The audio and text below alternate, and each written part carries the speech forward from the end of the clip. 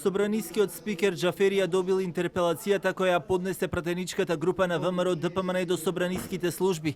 Од кабинетот на председателот на собранието во дописот до јавноста денеска ја потврдија информацијата наведувајќи. Поред деловникот на собранието на Република Северна Македонија, член 45 став 3, интерпелацијата се поднесува до председателот на собранието, кој веднаш ја доставува до оној на кого му е упатена и до пратениците. Субјектот на кого му е поставена интерпелацијата има право да достави писмен одговор на поставената интерпелација до председателот на собранието најдоцна во рок од 15 дена од денот на приемот. Интерпелацијата се става на дневен ред на првата наредна седница на собранието по истекот на 15 дена од денот на доставувањето на одговорот до пратениците. Од ВМРО ДПМН и денеска одговарајќи на новинарски прашања посочија дека се уште нема добиено одговор од Џафери и се сомневаат дека тоа наскоро ќе се случи, но уште еднаш ги повикаа пратениците од парламентарното мнозинство да ја поддржат интерпелацијата.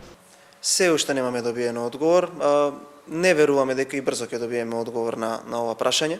Очекуваме да ја стави што побрзо, како еве ја користам приликата да ги повикам и пратениците од мнозинството да покажат едно повисоко ниво на политичка култура и да гласаат за оваа интерпелација со цел Талат Џафери повеќе да не биде председател на собранието, затоа што случувањето во изминатиот период укажува дека на ваков начин и со вакво однесување тој човек не ја заслужува оваа функција. Од СДСМ пак и вчера го потврдија ставот дека нема да ја поддржат интерпелацијата, која е само дел од како што велат театарот на ВМРО ДПМН во собранието. Од дуи денеска молк, додека пак Беса посочи дека ќе гласаат за интерпелацијата на Џафери, а Алијанса за албанците вчера го вперија прстот директно кон него дека е само извршител на барање на парламентарното мнозинство со цел да се дефокусира јавноста од актуелните проблеми и кризата.